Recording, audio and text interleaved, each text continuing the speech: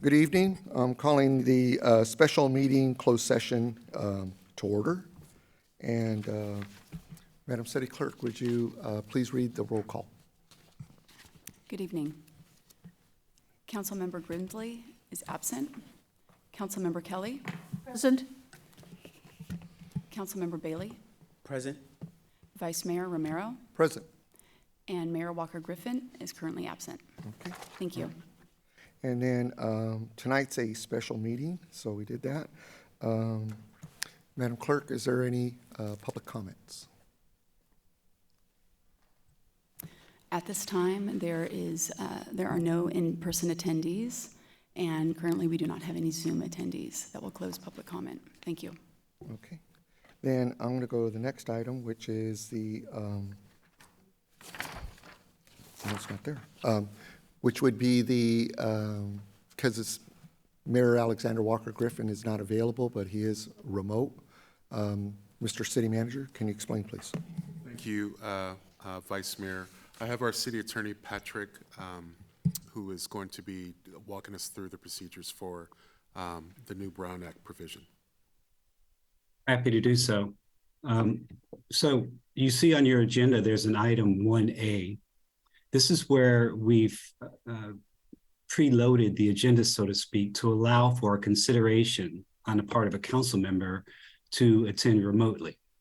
And so there are certain criteria under AB 2449, which is now in effect, which determine how a council member can participate remotely. So I'll walk you through those requirements. It's a bit onerous, and we're not really used to this process. It's the first time it's been invoked, but it is what it is, and I'll walk you through it now.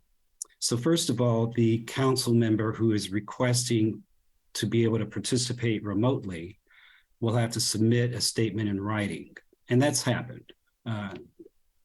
Mayor Walker Griffin did submit a statement by email indicating that he was not able to make a 6 o'clock closed session and requested that he participate remotely. AB 2449 also requires that the requesting council member verify that he or she is not in the company of anyone 18 years or older. That's a bit of a strange requirement, but that's what the law requires. It's in the statute. The mayor has indicated that in the affirmative that there's no one in his presence who's 18 years or older. So with that as the, setting the stage for an actual vote, what the council will need to do is determine by a majority vote whether they approve the request so that the mayor can participate in the closed session remotely. And certain findings have to be made in order to reach that conclusion.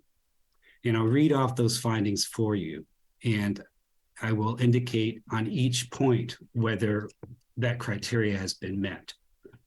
First of all, there has to be just cause for missing the meeting or attending remotely, I should say. Typically those involve medical circumstances, but there's also an exception for official business or work. And the exact wording in the code is travel while on official business of a legislative body or another state or local agency. And we've made a determination that the mayor's current the reason why he's currently out of town fits within that exception. Furthermore, there has to be at least 3 council members present at one physical location in the agency's jurisdiction. We have met that criteria. And also there's a limitation on how many times you can attend remotely. And since this is a first time, the mayor's not anywhere near that 20% cap that's specified in the statute. So he meets that criteria as well. Finally, the council has to be able to provide during the open portion of the meeting, 2-way audiovisual and a 2-way telephone service with live webcasting, and we meet that technical requirement. So basically, if the council were to approve the request for the mayor to attend the closed session remotely, the four findings have been met in order for that to occur. So at this juncture, I can open it up to any questions. The council can proceed to a vote if they wish at this time as well. Thank you, Mr. City Attorney. Any questions from the council?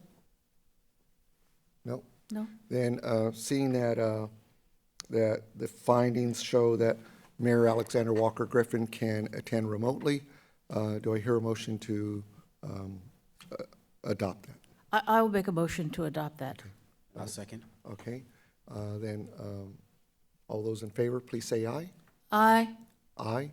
Mr. City Attorney, would you rather have a roll call because it's remote? Yes. A roll call vote is actually required for a meeting where a participating member is attending remotely. Okay. Thank you for that. All right, Madam City Clerk, roll call, please. Thank you. Councilmember Kelly, Aye. Councilmember Bailey, Aye. and Vice Mayor Romero. Aye. Thank you. Okay, then we will go, Mr. City Attorney, do you have the ability to read the closed session item? Can you turn your microphone on?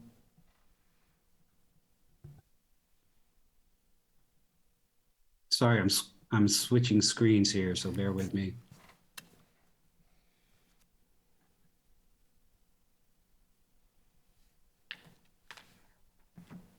So for tonight's closed session, we have one item. It's potential litigation, significant exposure to litigation pursuant to Government Code Section 54956.9 related to a fatal traffic incident which occurred at Parker Avenue and 4th Street in Rodeo. Okay, then we will recess into closed session.